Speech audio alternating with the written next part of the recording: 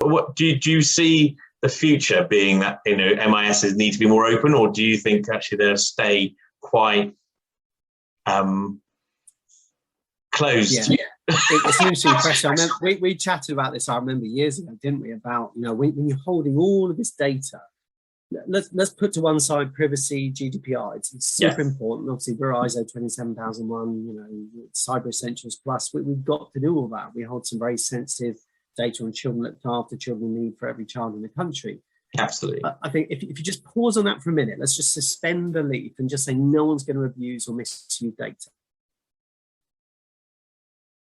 Okay, and those laws are there for important reasons, but just for the purposes of this fireside chat, there's no GDPR, no one's abusing data. I think I see too many instances, both historically and even now, of people typing stuff in, duplication of effort. I think all of us over the years, especially in schools, we're guilty of, let's just knock up a form and let's just ask for loads of information, and people are typing it out. I went to the dentist the other day, I filled in a form online, I got there and the first thing they do is fill this form, and I challenged it saying, I've just done that. Got into the actual sit down bit. What's the name of your doctors? Your doctors. And I said, I've just put that on the form, and there's nothing more frustrating for me, if we make the MIS analogy now, of feeling like, in theory, whether it's Jemima or Julian in the school management office who keyed in, Nick Finnemore, age 5, just arrived at the school, in goes the UPN. In theory, once you've got that once there, you should never have to be re-entering that again. And if you're a school or Matt watching this, I got involved in a year 6-7 transition project because I found out that this LA, that all the primary schools are filling in Word documents. And of course, there's a lot of contextual information there. What was that child like? Are they good at making friends? It's not always about attendance or assessment data. There's a holistic view.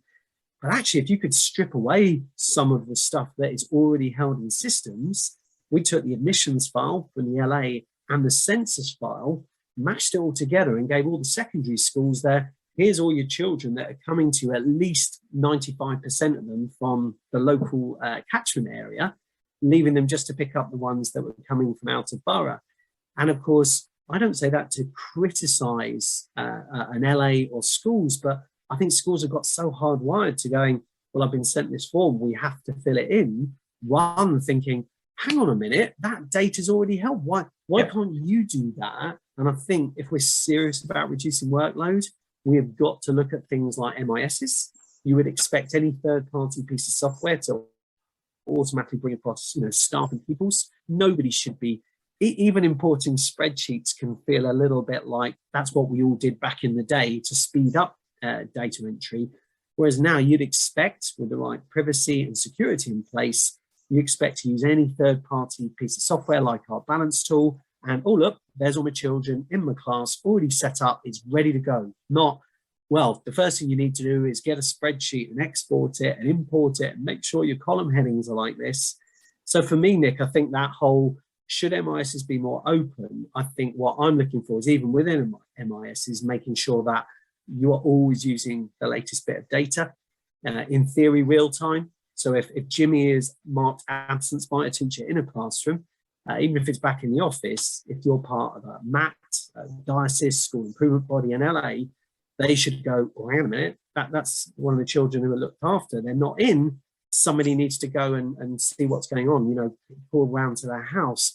It should never be a month later, having got the data and retyped it in and suddenly go, oh, look, here's some stats on last terms. For me, it's got to be real time. It's got to be something that could actually make a difference right now, cause somebody to not have to spend this much time doing something when they can do this much time. That's the only way we're going to even give teachers a chance back in the classroom to even start to climb back on top of their workload.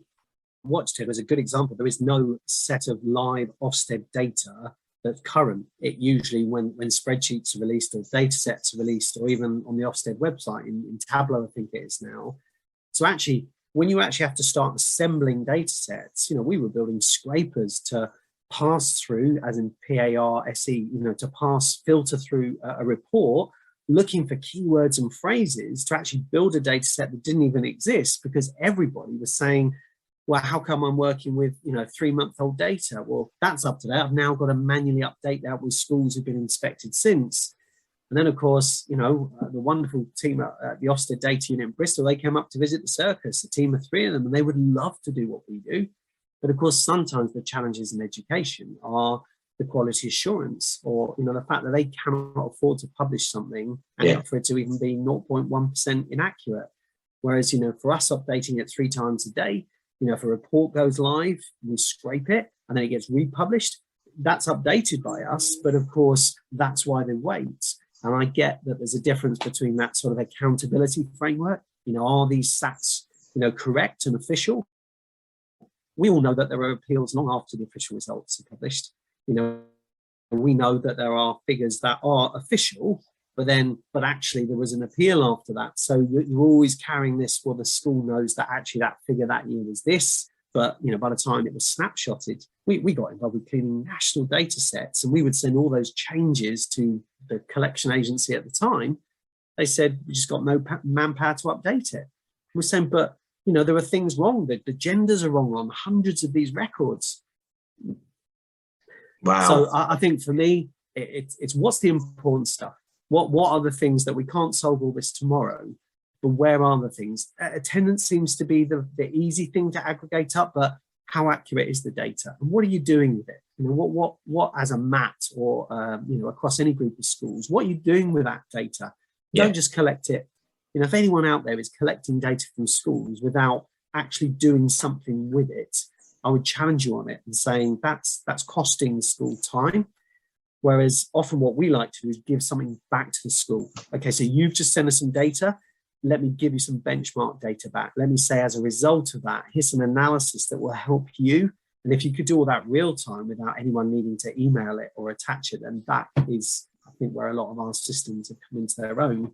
The school gets on with what they're doing, and the MAC gets to see things with the right security models in place without that sort of sending me an email, because no one's ever accidentally sent an email to the wrong person with a sensitive attachment in, isn't it? So we got to stop all that, stop all the stitching together of files to spend all night doing analysis. Let's spend more time working on that. I've got the intelligence. What am I now going to do about it? And if we can do that, Nick, I think the EdTech community itself, we can play a small part in providing people with timely, accurate intelligence that's meaningful, that isn't just pages of reports, something that very quickly lets a leader like you go, I can make an informed decision about that right away, and I'm confident about the data that's coming in. If we can do that, wow, that would be a wonderful way forward, I think, for a lot of organizations. When you see the final results, when you actually see sometimes the things of how that's made up, I mentioned year 6 to year 7 before, we know that lots of secondary schools, even when they've got the data from primaries, go, we don't have confidence in that, so we're going to retest them anyway, do your cats or whatever. And they'll often, even when they've collected the data, say, no, we know the whole infant to junior transitions, we know the pressures and the accountability framework and what infants will want to do by the end of Key Stage 1. So that often can put pressure on the next phase to say, wow, to show the progress, we've got to really smash it out of the park. And of course, we all know that if you've got 2 points in time for you to show progress, you can take your starting point and increase your end point. But I think what a lot of people will do, in case you hadn't twigged it, because it happens all up and down the country, is you lower the starting point. Why make yourself life harder? No, I'm not saying this for any crass reason other than this happens up and down the country. So actually, when people are doing things to 9 decimal places in governors' reports or telling me about the phonics scores, I'm just going, anything that's actually sort of come from and made up from things that might have human error in on a spreadsheet, or actually designed because it's part of my performance management targets to say, I'm going to say they can do that. Of course I am. We've just got to realize that it seems a nonsense to have anything that you beat people with a stick over, because it will create this whole environment where people are adapting. And my good friend down the road is a senior consultant and a surgeon, and he says the waiting times in hospitals, because there's a league table of them, what you do is, if you and I were sitting waiting in a hospital and it gets to that, oh, it's nearly an hour and now we're going to go on a list, they'd send us off for a free eye test. And that was enough to reset the waiting times. Well, the nonsense of sitting there essentially is going, wow, there's an awful lot of eye tests needed. We better invest some more money in that. Actually, if you go back to the root cause, it was actually designed to avoid being on a negative position on the league table. And whether it's free school meal boundaries, It's sometimes easier for a school to make sure that anyone who's eligible for free school meals is eligible, because you will be compared more favorably. People need to realize there's an awful lot of stuff that when you put an accountability framework in place that's not exactly great, rather than being a self-improving coaching culture where we're saying, look, okay, this might not be going well, but let's talk tactically. How can we help with that? You're always going to have people, I don't want to say gaming the system. That sounds like there's bad people out there cheating, but you're always going to find other ways to counteract what otherwise might put you in a very negative spotlight. No, I totally agree. It's interesting, again, going back to Duncan, actually, we talked about it, ultimately government is there for, they act as accountability, rather than sort of going, how do we improve the education system? Actually, it's how do we make the education system more accountable for certain aspects like attendance or whatever, and how can we get them to prove it's improving? Because obviously that's what we want the public to understand. And part of it's to do with, they ultimately have their 3-year period of, or 2-year period if you're, it might be only the education minister for maybe 2 years or 3 years, whatever it might be. And so you're trying to make that sort of difference in such a short period of time. In some ways, you want the key factors of education, even climate change and things, to be something that crosses parties in some way. So, the policies are put in place to improve and these fundamental things that are important to us as a country, really. But yeah, I agree. I think it's all about accountability. So sort of moving on from, so when we talked about sort of data and how that data should be shown and to deliver more insights. So looking at technology now, because, we talked about automation. Automation's already in some of the other industries. What other technologies do you see coming in to education which will be fundamental for the future of, supporting teachers and supporting, ultimately the education of children? There's obviously lots of technology coming in, automation of vehicles to, more use of AI, I guess, more use of business intelligence. What do you, where do you see the technology and where do you see education going in the next 5 to 10 years? Yeah, I mean, to answer, I sound like a politician now, but actually, I think COVID is a terrible thing that it's been, and it's been horrible. I think some of the things that we've certainly seen from a technology point of view would be this: we're all using Zoom and Teams now. Now, it wouldn't be that long ago that you and I both know that this would be very hard to have done with a school or a MAT or a local authority. It would be, would you come and see us, please? And I think that always came with, hotel, travel, the overnight stay maybe. Whereas actually the challenges that a lot of people have had to overcome is using tools like Teams or Zoom, delivering lessons. A fantastic teaching workforce has had to adapt to, instead of being able to say, okay, I'm in my class, I've got them all, I can see them all. I've got 3 kids. We know what they do behind the scenes. They've done screenshots themselves or, put connecting ... for their name. Sorry, miss, I'm having connection problems. They're off to get their breakfast. We've seen that all, but what we have seen is tools like this being embraced. We've seen those virtual parents even. So I think moving forward, I think all of us can see now that when you actually forced everyone to, or everyone had to, there is a use of technology here, in which case, video conferencing that probably prior to COVID wasn't used widely at all. Whereas now people are used to Teams or Zoom. I think they're embracing that a lot more. You've still got the challenges of cameras and, fake backgrounds or turning the camera off. And I think as long as culturally we're allowing people to feel comfortable and saying you do not have to turn your camera on, I don't want that to be a barrier. Okay, Wi-Fi can still be an issue. There's still lots and lots of schools that don't have internet in the classrooms, or if they do, it's poor. The whiteboards that came out years ago, a lot of them are still used to, stick things on, or they're actually written on rather than projecting. They're not always calibrated. Certainly when I go and you go and use the board, you're going, oh, okay, when was the last time you used this properly?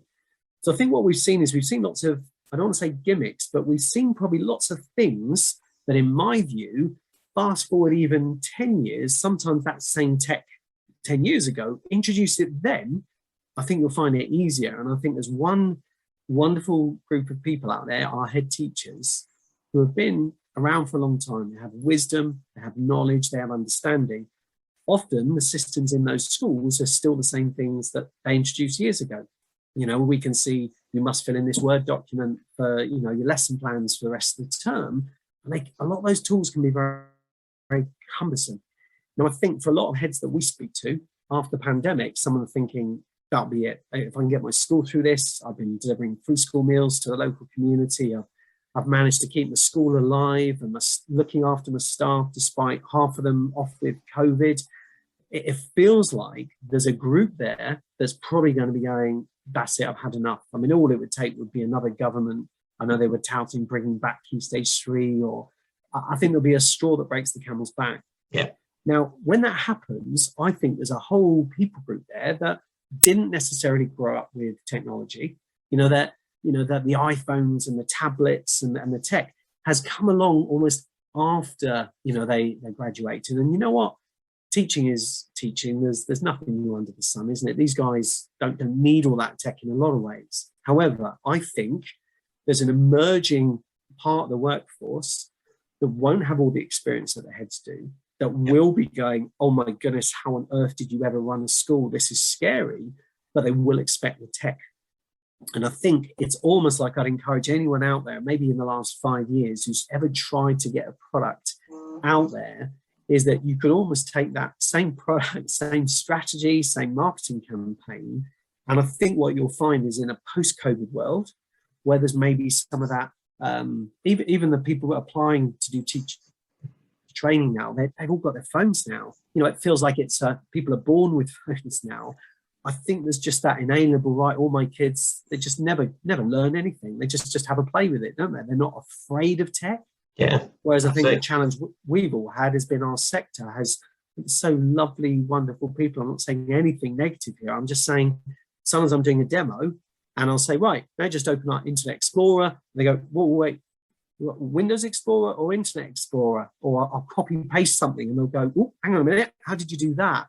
And I think that's what we've got to accept is still the very basic levels of literacy that we have to make sure that people feel confident with before we can move on to all this wonderful new technology, VR headsets or, cloud-based stuff. I think for a lot of people, it's just like we're still using paper and pen. We're still using Word documents. And I think it's a big leap. So yes, there are loads and loads of fantastic tools and products out there, but I just wonder if COVID has taught us that if you can take a very disruptive thing like COVID that propels the technology like video conferencing into standard everyday use, that tells you the kind of effort that's required. So I'm going to predict here on Nick's blog, on his fireside chat, you heard it here, maybe not first. I'm going to predict that the next 4 or 5 years are going to see that, I don't want to say younger demographic, but newer demographic moving into leadership positions who've all grown up with tech and therefore will be a lot more embracing of technology, maybe compared to some of their predecessors. So that sort of leads me to sort of ask the question, I guess. So from an Angel solution perspective, where's your future? So, we talked a little bit about where you see the ed tech market needing to go. So are you following that, or is it something that you're going to go, I can't tell you because it's too innovative? Yeah, I mean, our biggest challenge over the last 2 years has been some of our pieces of software have either focused around assessment data, there hasn't been any. Inspections, they got paused. And I think looking forward, all of us have got uncertainty. We don't know. I mean, there could be a huge resurgence of COVID this winter. We could see lockdowns happening again. We speak to so many schools. I was speaking to a school down in Devon the other day, and they got 40% of their children off of COVID. One school said this month, I think I was speaking to them in September, was the worst month of the whole pandemic. Yet, you would think by looking at the news that, we're out of the woods. There's no more red lists on the countries, or there's very few. You can just take a lateral flow. I think uncertainty moving forward. So I think when you do that, certainly as a business owner, as an entrepreneur, I think what we want to do is just make sure which of our products, because we've got around 10 of them, where are the ones that we might have reprioritized our effort and energy. And we're never going to sort of say, oh, well, assessment data is gone. I think there'll always be some form of accountability. But what is it that schools are going to need moving forward? And certainly for us, we have put an awful lot of investment in things that support being remote now. So our local authority record of visits tool, it's called Pendulum. We've seen a real resurgence in interest in that, new customers coming on board. We've invested new intelligence and analytics in there to tell you things about your visits. There's a school over there hasn't had a visit this term, or you set up a visit, you haven't finished it. Lots of things that reduce that workload. But I would say for any ed tech provider, we're still putting more and more effort and energy into things like Balance, our assessment tool, because teachers still have to teach, whether you're remote or not. There'll always be curriculum. So it's got a curriculum tool in. And if you can have a piece of software that will, even whether it's our free tool or our paid for tool, that requires all staff to use it on a daily/weekly basis, with something that's not a government fad. It's not, we're not riding on the coattails of some new fancy initiative. Yeah. It's getting back to good old-fashioned basics. There will be teaching. If it's remote, I think anyone who's got tools or technologies, I think maybe video is more okay to work with now. There's less of that, I don't want to be on film. Zoom and Teams have opened that up. So for us, we are certainly looking to do more and more visual things with data. So we've got a few new products in the way. Things that help track visits and actions are being launched soon for multi-academy trusts as well.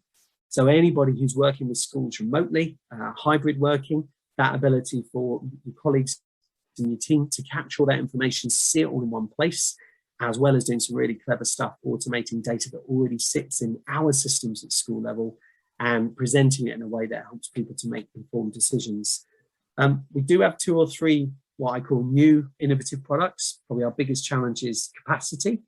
And a big shout out to all the MATs and schools, because I've got 5 people going off on maternity. I had someone get a conker in their eye the other day, couldn't look at screens for a week. Oh, wow.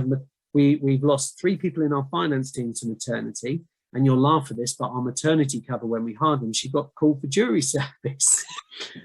So, we are facing the same challenges that everyone else is. And so I would say that we are definitely not treating things business as usual. We're not forcing everyone to go back into work. We are accepting that schools or MATs may take a lot longer to choose to buy stuff. So we have just got to keep investing in our people and our products. And I think that's a good organizational strategy for anyone, isn't it? We're training people. We're making sure that our products are still relevant and right. We're still communicating to our customers. We're still holding masterclasses.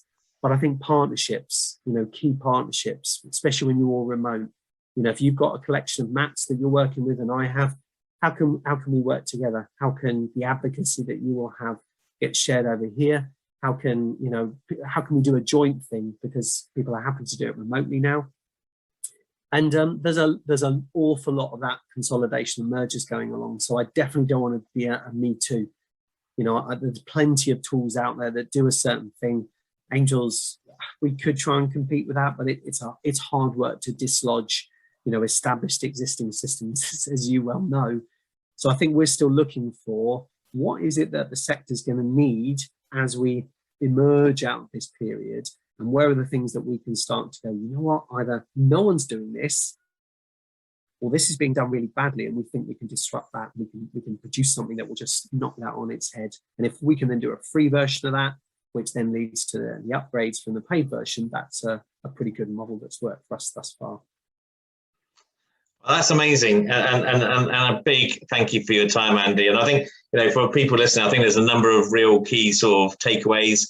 One is, as when you started, really think about your brand and what it means to you, and what it does to you as a company as well, because I think that's really important. And stick to that brand. Make sure you live it and breathe it as much as you guys have done. And I've been up there, so I can definitely say you live and breathe it. There's no doubt about that. Oh, thanks. I think also keep on building those sort of innovative solutions that meet the needs and the value and deliver value to your customer base. And as you are with your MAT solutions, your local authority solutions, and your school solutions, I think that's really important. And actually, I think you've kept yourself away from any of some of those. How do I now compete with an MIS, or how do I compete? You actually add value on top of most of the solutions that you work with or partner with or are alongside. And I think that's really important as well. And finally, obviously, you're a Liverpool fan, so that's brilliant in its own right. before anyone else. Basically. Yeah, I've got the open top here with me. Well, one parting thought I would leave with anyone watching this is we have a phrase that I've used with everybody internally. We've even got visuals and plush toys around. Be more tortoise. I know there's the O2 advert, be more dog. We all know the story of the hare and the tortoise, and I think it's a challenge for everybody in schools, in MATs, in LAs, in EdTech providers. Is I could sit here and just bat emails all day, but actually, as leaders in school, in EdTech companies, the stopping to say, right, you know what, you and I could be ill all day today, maybe in hospital for a week, and then we got no choice. The work, we can't do it. So actually stop, even for half a day, even getting some of your team together, get some of your assessment leads together, your Senkos, your SLT, and your MATs, saying, come on, let's talk. What would it be? What could it be like? And to start to dream. You might have to suspend belief for a minute. You have to suspend your GDPR, your privacies. But this notion of being more tortoise is to say, supposing there was a way of stopping for half an hour that now saved you half an hour every day. What systems could you stop doing in school to start replacing with innovation? And I certainly think for all of us, that all starts with a leadership decision to say, I am willing to say, we're not going to do that anymore, or I'm willing to give you guys some freedom to, staff meeting, I'm not going to just read out my bulletin anymore. I want you guys to spend the next hour, tell me 3 things that would make your life better, or 3 things that would help, reduce workload. Let me know what they are and have the guts to actually put some of those things in place. If that can start to happen more, it's counterproductive. There's so much to do, so I'm going to stop. But we all know we get our best ideas on holiday, walk with the dog, when you're sitting down being quiet in the bath, in the garden, whatever it is you're doing. I really encourage people, shut the door if you're a busy head teacher in a school, and just pause for a minute and saying, right, what's the really important stuff? And is there a better way of doing it? And I think if we can start to do that a bit more, see those marginal gains, those pockets of innovation. So be more tortoise. Amazing. Great advice. No, thank you for that, Andy, for sure. And the only thing, a small thing I'm going to say, and it comes back to being curious as well. Just be that curious person. I think is a great thing. But excellent, and a big thank you, Andy, and thanks very much for your time. I know you're a busy person, and it's and most people doing the fireside chats, it's always a pleasure to have you and have your words of advice and also experience. You've been, like you say, you've been in the market for a while. And it's great to get that feedback, and I think people will really appreciate that. So big thank you.